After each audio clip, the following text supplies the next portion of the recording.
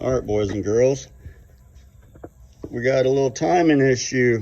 A little quick tip, easy hack. Put your screwdriver in there, something, take up the distance between your pulley. Start turning your engine over. When you get it over right on top, you watch that screwdriver fall into place. You'll hear it click here in a minute. Probably just fall out. Watch it.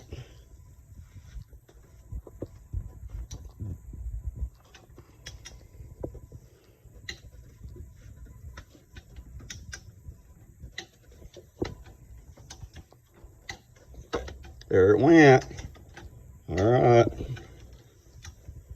That's how you do it. Easy, quick tip. Instead of tearing the whole damn thing apart.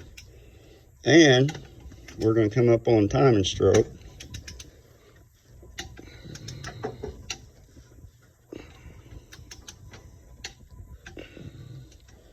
We're getting there. It's a little longer than expected. Hang out. Right on the money? A little bit. Right on the money? A little bit. Hell yeah, look at that down there.